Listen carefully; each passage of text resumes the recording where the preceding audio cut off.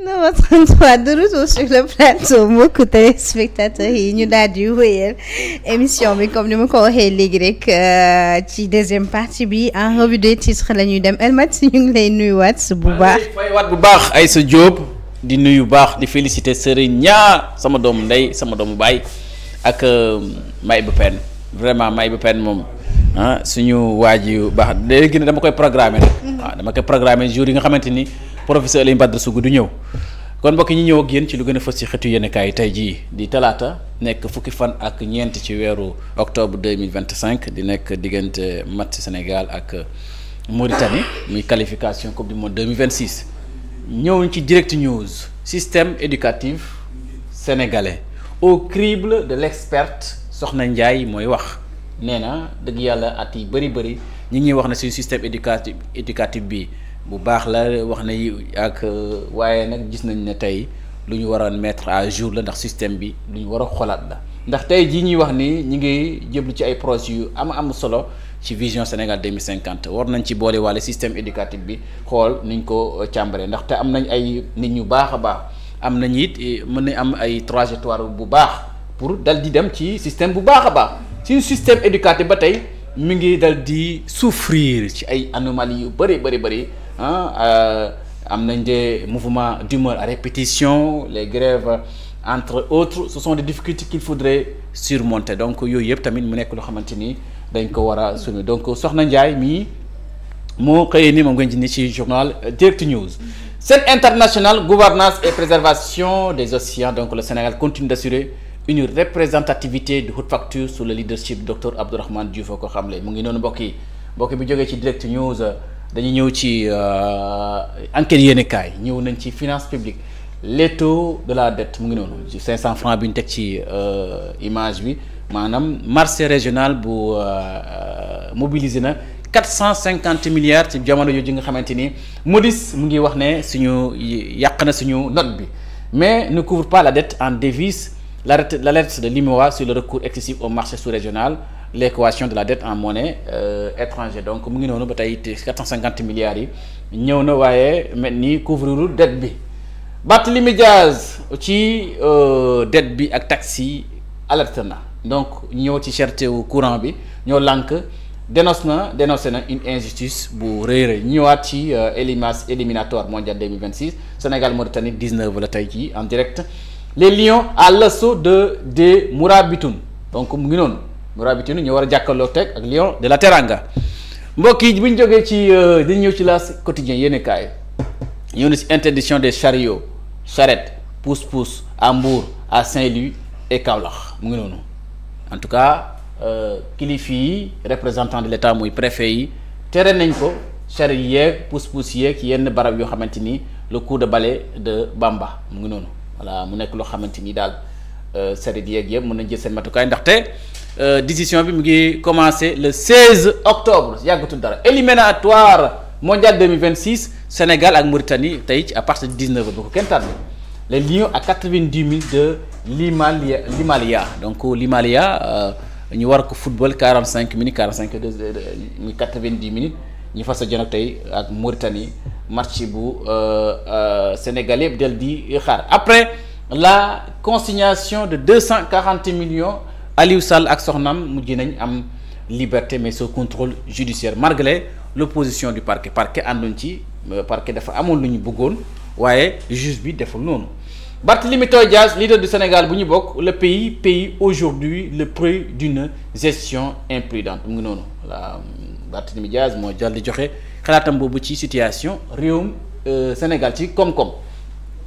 ñu ñëw ci le quotidien yéenekaay poursuite judiciaire lan la ci wax dans le temps de Tamis voilà Aliou Sall Aliou Aïssata Sall sous contrôle judiciaire après un cautionnement de 140 millions Pape Mawo Diouf moom it condamné nañ ko à 1 mois avec sursis ñu ñëwaat Sohaya Diagne en garde à vue pour division de fausses nouvelles le juge de référé coupe la parole à Ahmed Aïdara et compagnie donc mu ngi tam loolu la nga xamante ni moom la dans le temps de Tamis poursuite judiciaire yi mi ngi daal di wéy ba léegi jamono ji mbokk ni si ngeen ko journal bi ci palais de justice si tey suñu gaynde dañuy football ak Mauritanie war a daal am seen visa jëm Amérique mbokk yi bu ñu jógee ci ba di ñëw ci les échos yéenekaay après condamnation après consignation autant de mots après consignation de 240 millions de francs CFA moom la Aliou Sall ak soxnaam dal di def mujj nañ échappé mucc ci prison donc le procureur li mu bëggoon mooy dafa bëggoon ñi consigner joxe 562 millions au lieu de 240 millions moom la procureur sàkk woon waaye juge d'instruction du troisième cabinet dafa ko gàntal loolu dal di fixé na daal nañ joxe 240 millions soo leen ko joxee ñu dal di am nag les conditions du contrôle judiciaire voilà les procédures continuent bu ko defee juge day continuer wéyal enquête am ay investigation sur l'affaire Aliou Sall ak soxnam Sénégal ak Mauritanie dañuy football tey à partir de 19h troisième participation d'affilée au mondial au bout ñetteelu confrontation ñetteelu participation mu ngi noonu mbokk ngeen gisoo Diomaye Faye annoncé nañ ko un important dispositif sécuritaire pour sur place mu ngi noonu Pape Thiaw on veut entrer dans l'histoire Pape Thiaw mooy coach bi dañ bëgg dugg ci histoire Diomaye Sy Camara moom it joxe na 150 billets aux supporters Diomaye Sy Camara nekkoon fi joueur international sénégalais maye na 150 billets de supporters le maire de Dakar Abass Fall moom it daal dina alloué joxe na may na moom it 5 millions yoo xamante ni en billet maanaam jël na koppar jënd ci billet 5 millions ak juróomi bis yu mu joxe 12e gaynde bi Pathé Ciss moom it di international sénégalais moom it offre maye na 300 billets et le transport à ses supporters Krépin Diatta moom it maye na 200 billets pour ses enfants donc pour ses fans yii yëpp mu nekk loo xamante ni def nañ ko ci participation bu dem supporter yi suñu gaynde tey jii ci stade Abdoulaye Wade Le Soleil yéenekaay dañu ñëw ci Sénégal Mauritanie tey jii nii ci à partir de 19h ñëwaat na ci Soleil yéenekaay moom la xëyee Lions gaynde yi war nañ am 90 minutes d'une troisième mondiale d'affilée war nañ tey janoog ak Mauritanie ci 90 minutes ñu xool nag nu mu dal di def Pape Thiaw ak confiance bu am ci joueurs yi président Bassirou Diomaye Diakhar Faye ñu ngi koy xaar ci stade Abdoulaye Wade Sénégal emprunt obligatoire de 450 milliards de francs CFA loolu décryptage de mobilisation de record bu ñu jógee ci le soleil yéenekaay dañ ñëw ci l'évidence yéenekaay ñu ñëwaat ci surtout électricité bi yokk na lool ba waral lii collectif bi di ñoo lànk woote nañ ne daal faw ñu janoog waa Sénélec janoog ñi nga xamante ni yokkati bi dañ ko war a kii ñu exiger nañ daal nañ wàññi bu baax a baax courant bi ndaxte digg yàlla mobilisation su dul loolu dañuy yënga réew mi le 17 octobre ñoom fas nañu def seen mobilisation le 17 octobre pour ñaxtu ne nañ wàññi dëgg yàlla courant bi nu mu seere Sénégal Mauritanie daneen football tey ci à partir de 19h kii nga xamante ni nag moom mooy charge yi qui pèse sur Soya Diagne moom mooy patron de presse bu Dakar waa 221 mu ngi ci loxol yoon mbokk yi bu ñu jógee ci yéenekaay ñëw ci Libération yéenekaay muy wax ñi ci coupe de filet anti-drogue le Loctis après une livraison surveillée avec substitution une filière de hashish naturalisé donc mooy yëfi affaire doy waar yi nga xamante ni l'opération montée par la division opération après la couverte au Maroc sur un transporteur sénégalais 2 chauffes électriques contenant 85 kilos de hashish a conduit à la saisie de 250 plaquettes de la même drogue à Pikine Technopole en tout cas mu nekk loo xamante ni lu yéeme la ci même réew maanaam drogue bi ni ñu koy jëfandikoo pour bëgg ko dugal ci réew mi wala di ko jaayante yooyu moom la journal Libération xëyee tey ci plusieurs passeports et cartes nationales d'identité guinéen, sénégalais, espagnol, afghans retrouvés chez les présumés trafiquants lors d'une perquisition donc mu ngi noonu ñi def ñaawte boobu wala ñi jëm yooyu yëpp dañuy gis seen i matukaay am seen i passeport de différentes nationalités yi tamit différentes nationalités lu ñu ci bàyyi di xel la pôle judiciaire financier Aliou Sall dañ ko visé pour trafic d'influence et corruption donc mu ngi noonu ñu ko expliqué 240 millions la mujj joxe waaye parquet li mu bëggoon mooy 572 millions de francs CFA mbokk yi bu ñu jógee ci ñëw ci l'info yéenekaay mu ngi ñuy xamal ne Sénégal ak Mauritanie dañ football tey à partir de 19h ci stade Abdoulaye Wade ñu war a football ci 90 minutes secrétaire général de francophonie Amadou Lamine Sall une candidature en question donc mu ngi noonu Amadou Lamine Sall candidat la ci secrétaire général de francophonie Sénégal ba tey Mauritanie mu ngi ci journal bi mu ngi ñëw ci l'info yéenekaay bu ñu jógee mbokki ci l'info yéenekaay dañu dem ci l'observateur lu mu xëyee mooy dossier explosif sur la gestion de la société ban la SAR sous le feu d'une enquête du pôle judiciaire financier voilà pôle judiciaire financier nga def leen que enquêteurs yi dikk ñoom jël nañ am nañ benn mission ci comptabilité interne bi ak carte de commande de différents produits pétroliers yëpp ci saytu bi ñuy saytu société bii di ci ay enquête l'acteur directeur général de Mamadou Habib Diop entendu déglu nañ ko altine bi démb ci affaire société bi ci gestion société bi en tout cas Soya Diagne lors de son audition à la sûreté urbaine mooy wax moom Soya Diagne ki nga xamante ne patron de presse bu Dakar waa 221 dañ yoon da ko téye mu ne li ma doon wax j'étais dans une fiction. Je ne parle pas de faits réels, il s'agit d'une pure invention comme j'ai l'habitude de le faire dans mes autres postes. Il refuse d'être l'auteur moom nag dañ koy accuser ci benn vidéo bu viral boo xamante ni dafa ci wax ay wax yu yéeme moom nag weddi na loolu ba tey xam naa loo tax yoon teg ko loxo di patron de presse. Éliminatoire mondial 2026 du Sénégal Mauritanie tey le 19h à la fête ce soir mu ngi noonu mbokk ñi gis ko journal bi. mu ngi koy wax l'observateur yéenekaay point actu yéenekaay ñëw na ci mondial Sénégal Mauritanie à 19h ba tey ñu ci xaar président Abdoulaye Wade foofu la stade boobu les Lions caressent le rêve américain journal Bangkok et une victoire pour une 3e qualification d'affilée à la coupe du monde ndax tey victoire bi mën nañ ko mandarga ak ñetteelu qualification Sénégal ci coupe du monde njiite réew mi président Bassirou Diomaye Diakhar Faye dana ko assister une première. Car même en 1985, Abdou Diouf n'avait pas fait le déplacement alors que le Sénégal jouait son retour à la CAN après une vingtaine d'années d'absence. Donc, Marie-Rose Faye dialogue avec les médias. Dembouloon ci maison Babacar Touré, porte-parole du gouvernement, dal dina ñaan daal nañ am partenariat bu sincère, bu transparent entre gouvernement bi ak la presse. CDEPS bi ak CAP ak le CNPX plaide pour la libération du fonds d'aide yi yëpp ay collectifu journaliste la collectifu patron de presse ñi ngi sàkk ko ndimbal bi état bi war a jox presse bi nañ ko gaaw génne ko le plus rapidement possible. Ensuite Aliou Sall ak soxnam contrôle judiciaire dal di leen mujj ñibbi seeni kër enquête bi dal di wéyal mbokk yi bu ñu jógee ci ñëw ci réew mi quotidien ñu ngi ci ñëw. Blanchiment de capitaux, le coup sale placé sous contrôle judiciaire. Donc le juge daal dina accepté encaissé ci CDS caisse dépôt consignation 240 millions loolu moo waral Aliou Sall ak soxnaam dal di ñibbi këram. Opération de décrépissement à Dakar pousse-pousse et chariot banni nañ ko voilà loolu pousse-pousse à chariot dal di leen interdit fii ci nga xamante ne rek moom mooy Dakar. Source A yéenekaay ñëw ci. Pour pousser les Lions à décrocher leur sésame pour le prochain mondial Diomaye sera au stade voilà président Bassirou Diomaye Diakhar Faye tey waayam tey ci stade bi du lenn lu dul dimbale gaynde yi may leen fit may leen courage may leen cawarte pour ñu dal di qualifier coupe du monde bi 2026 donc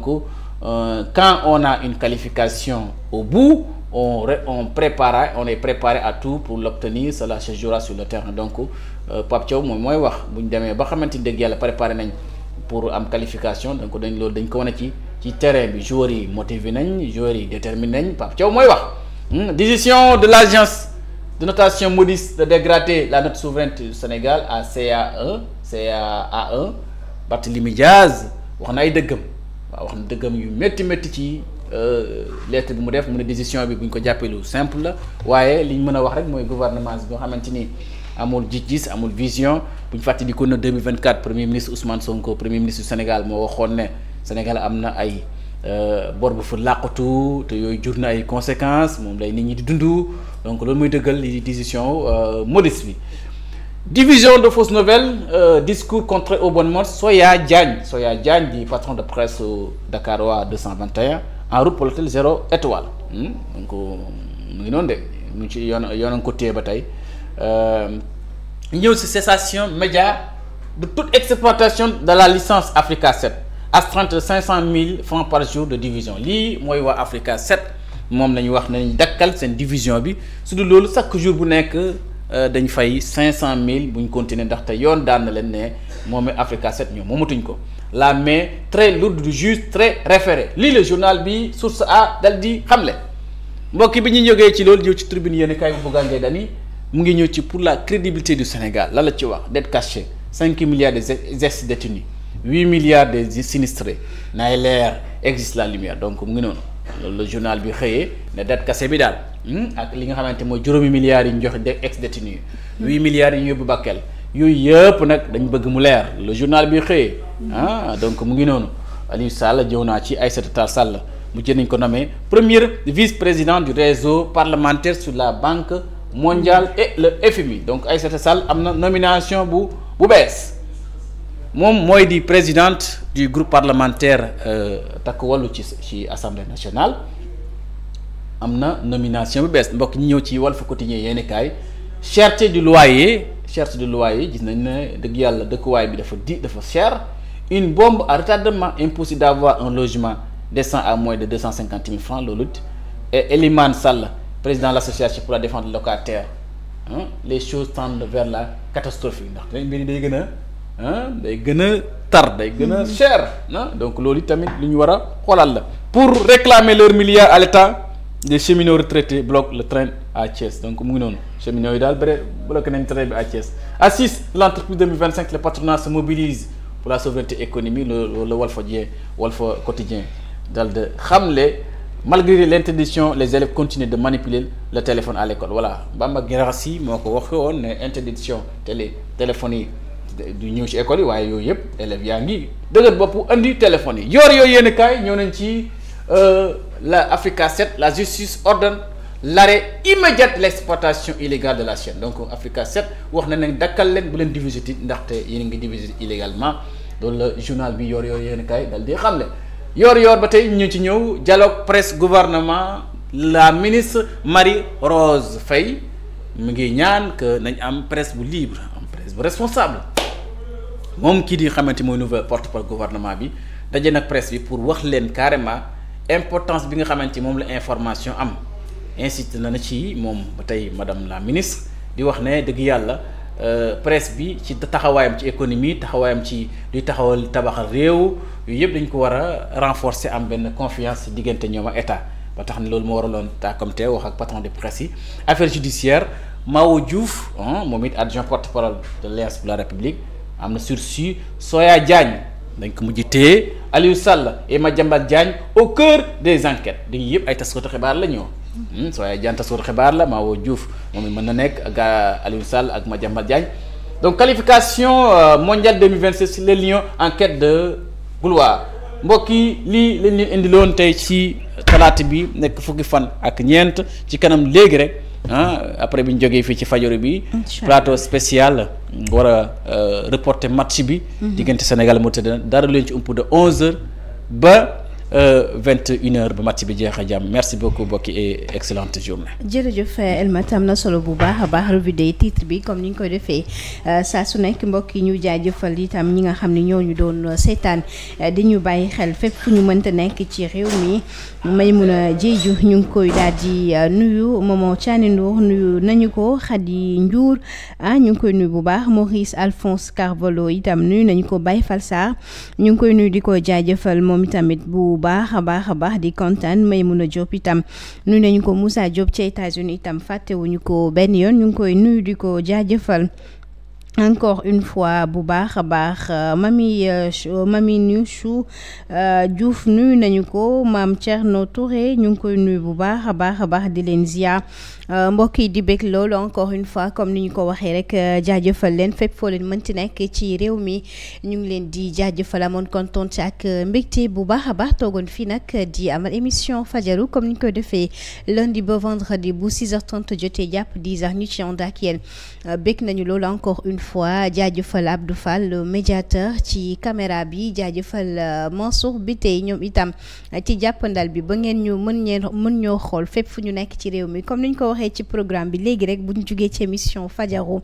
plateau bi dina ñëw ci wàllu sport ñeel match bi nga xam ni moo war a dox ci diggante Sénégal ak Mauritanie tey jii nag ci stade Abdoulaye Wade bu leen ko raté fii ci 2A TV lay amee la chaîne du peuple ñu fas yéene ànd ak yéen kon bu 11h jotee ba 21h lépp rek jëm ci waxtaanee match bi ak i tamit lépp la fay xewee ñeel commentaire yi ak yéen tamit seen réaction mbokk yéen ñi nga xam ne da ngeen ñu safoo faale ñu duñu topp saa su nekk jaajëfal nañ leen ñu ñaanal leen kenn dalu jàmm ba ëllëg incha allah.